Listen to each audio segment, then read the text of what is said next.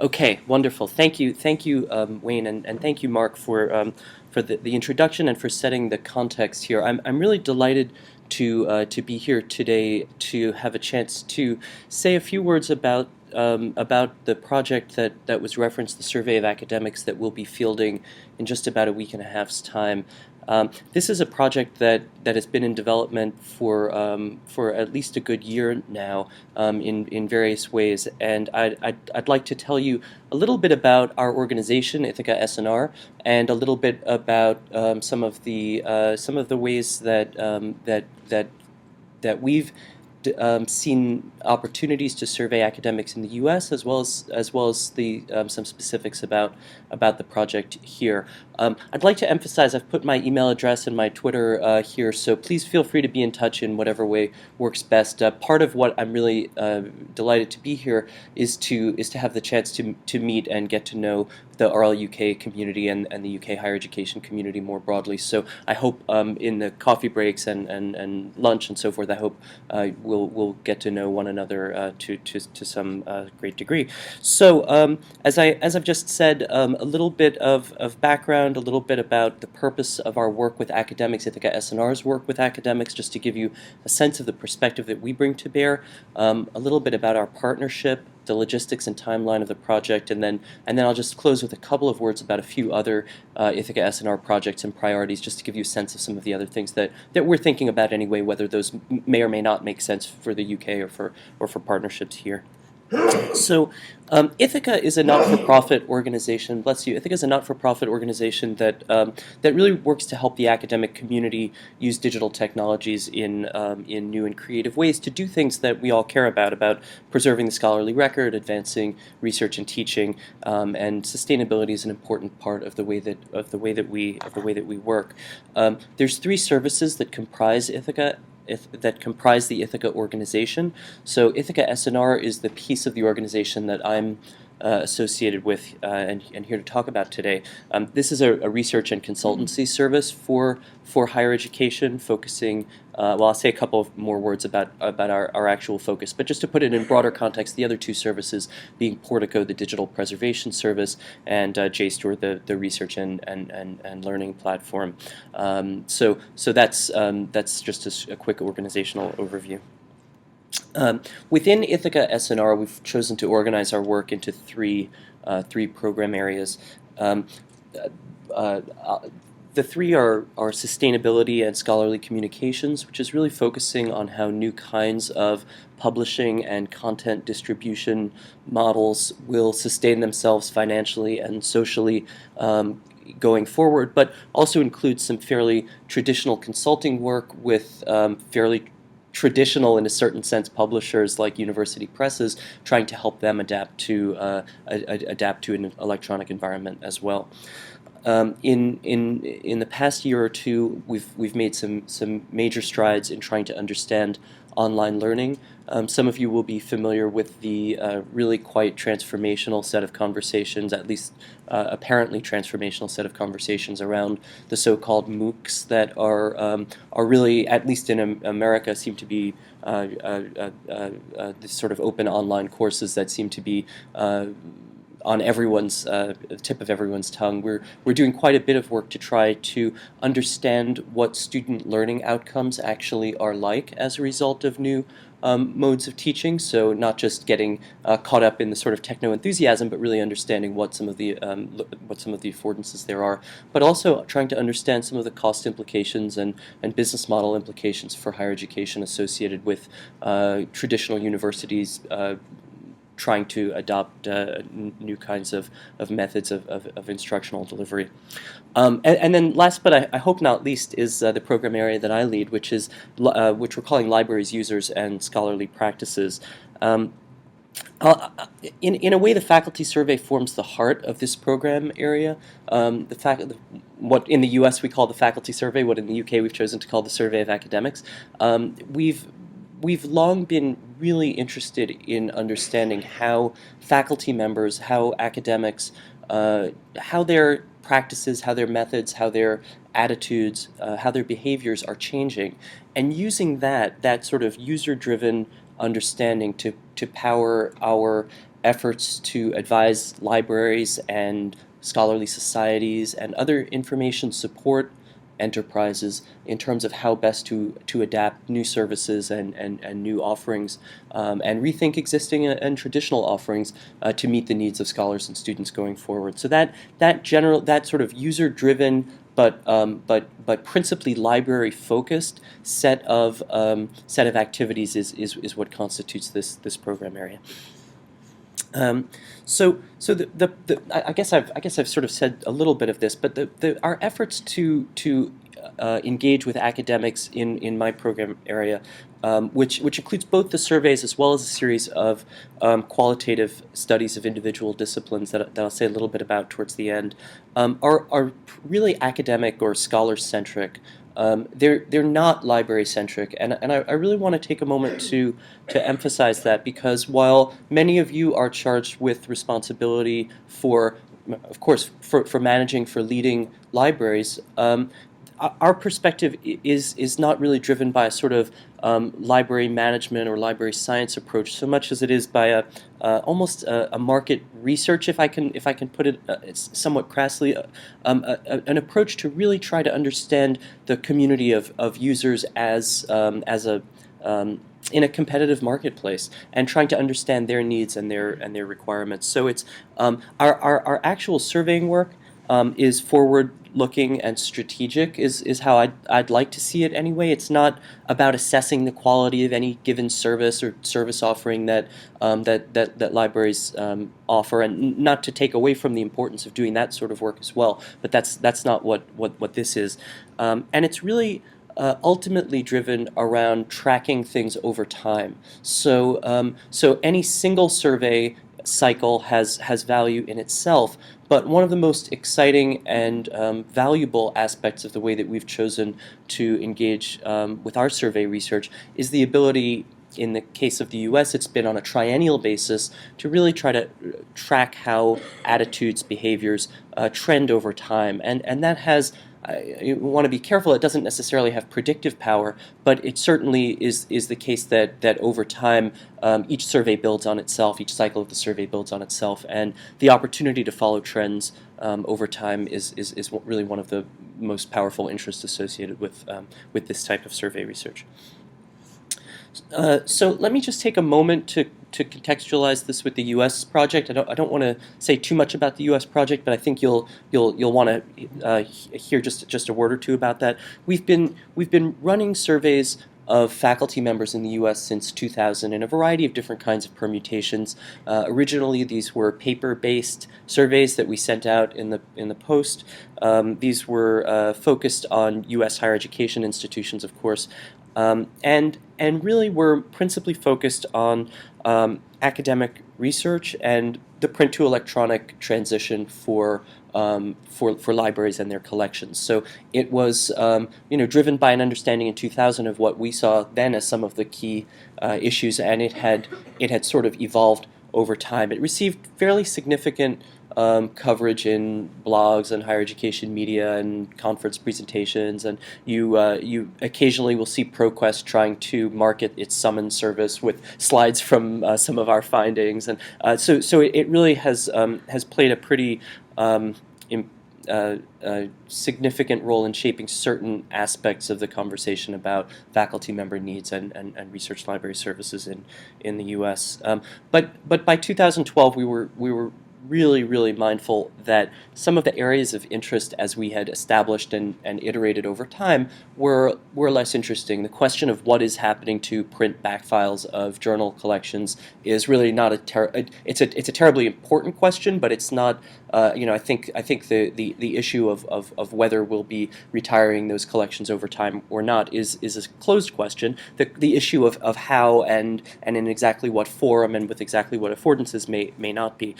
So my point is that we were really quite mindful that we wanted to really reshape the areas of thematic coverage rather significantly, and that opened up an opportunity to think really anew with a series of advisors. That as we realized there was an opportunity to conduct a UK project as well, to do so with a series of advisors from both the US and the UK to have a parallel questionnaire, or nearly identical questionnaire, that would explore issues in two national contexts together.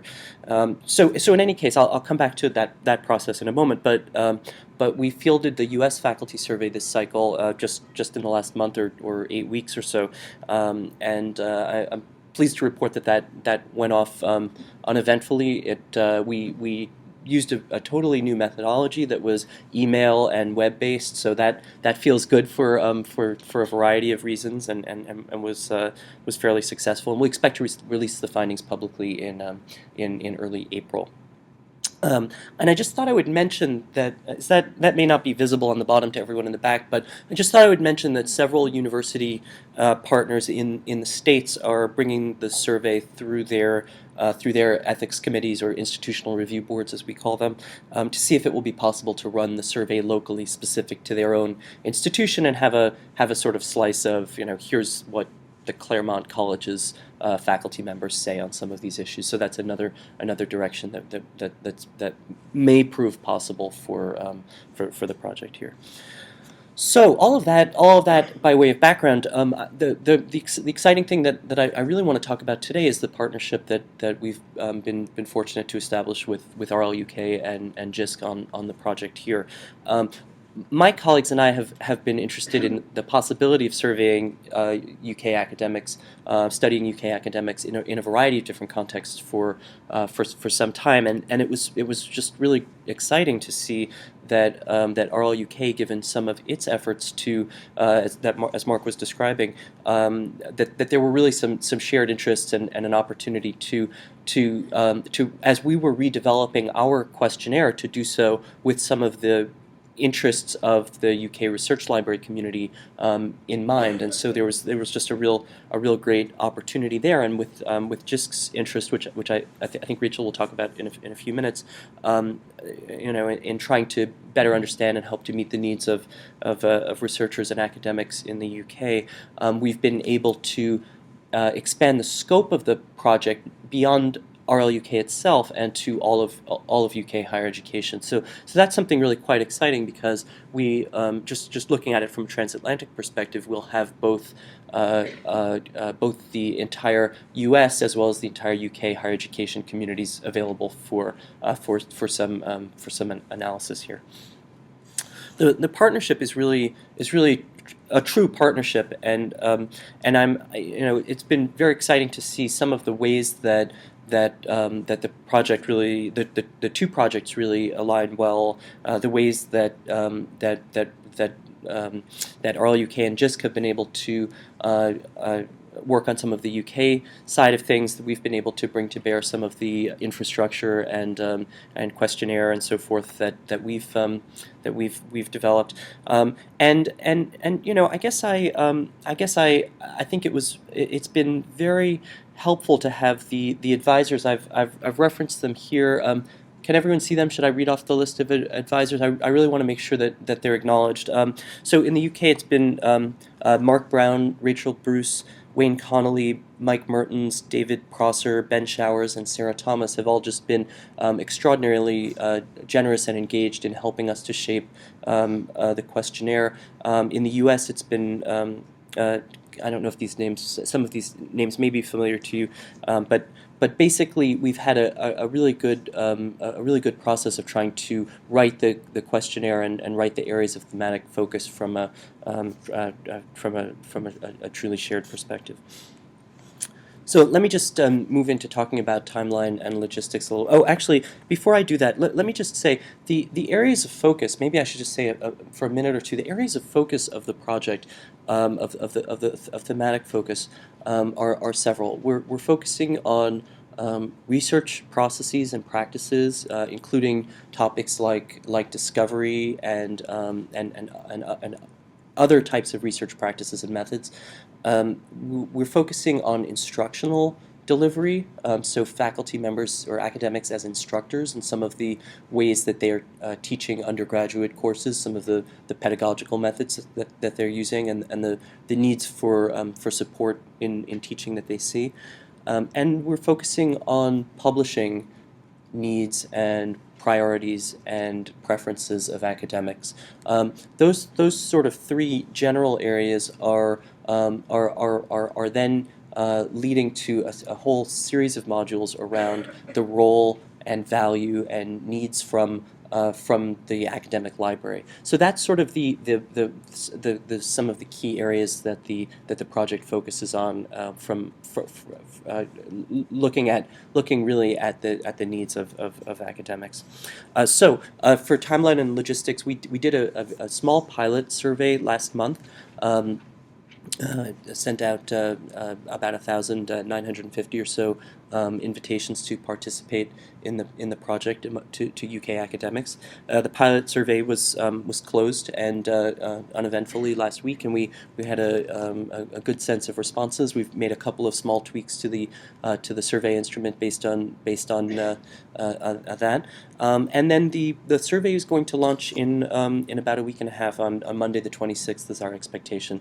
So that will, at that point, we'll be fielding the survey to some 45,000, nearly 46,000 UK academics, approximately half and half at RLUK and other higher education institutions. And as I said, it's all of higher education in the UK. It's just about all fields of study, so it's quite broad. We hope to be able to have stratifications that allow us to look at individual disciplines in many cases. So not just humanities and social sciences and sciences, but history and political science and chemistry and so forth. So there's really the approach that we've taken is to have quite a large sample of academics, and to thereby be able, we hope, depending on response rates, to be able to have quite a bit of analytical flexibility in terms of what we can do with those responses. The actual invitation is being sent with an email message and a reminder from that are Rachel Bruce and David Prosser are co-signing. So that's sort of the actual form that the academics will receive will come from be signed by those individuals. So reminder emails will go out a week later, and then we expect to close the survey, close out responses to the survey on or about December 17th. So that's the approximate timeline. That may be adjusted slightly depending on how what the pattern of response looks like. So analysis we'll move into analysis after the holidays, and we'll review a draft report together with the partners in the spring, expecting that the report of findings, a sort of public report of findings, will be released publicly, certainly on a website in May or June. Also looking for a variety of opportunities for other kinds of exposure to the findings and the analysis that may be appropriate in a UK context. And I guess it was referenced earlier that JISC and RLUK are thinking about hosting some kind of conference where we can review, perhaps among other things, some of the findings and implications that the project itself comes up with. And finally, in the spring, we will issue a memo that actually compares, a separate memo to compare the US and the UK response and see what we can learn in comparative context, and that'll be a separate output of the project. I just wanted to give you a little bit more context of some of the other things that we're working on at Ithaka S+R, or thinking about. Some of this is more speculative than others. Some of these things may or may not happen. Right now we're doing some projects we're really excited about on what we're calling research support services. These are these qualitative examinations of research methods and practices in individual disciplines and fields of study. We've just finished the first project for the field of history, which should be released in the coming weeks. JISC has funded a project in the field of chemistry focused on the UK that will be completed this winter, and we have a number of other fields that we hope to dig into. The idea in these projects is to really examine research methods and practices and what they mean as they change in individual fields in terms of the types of support services that academics might benefit from having from libraries in the first place, but also many other kinds of support providers. And we're coming up with some just amazingly interesting findings that I think over time may have some real salience for libraries in rethinking some of the research support that they may choose to provide going forward. Um, in in a past cycle, we had decided that in parallel with our faculty survey, it would be very interesting to survey library deans and directors or chief librarians on some similar questions to sort of understand, well, what do you think your users need, or what do you think the key issues are, and to be able to sort of compare the two perspectives in a way that certainly generated quite a bit of interest when we did it the last time. So we are tentatively planning to do that in the U.S. In a year's time from now, so the fall of 2013, and that will be a nice opportunity to see what we've been able to learn about how they reflect, in a sense, on some of the findings, or how they reflect some of the findings that we'll have generated from the faculty survey. I've been quite tentatively, and I really want to underscore extremely tentatively, doing some work to think about the possibility of surveying students on some parallel issues.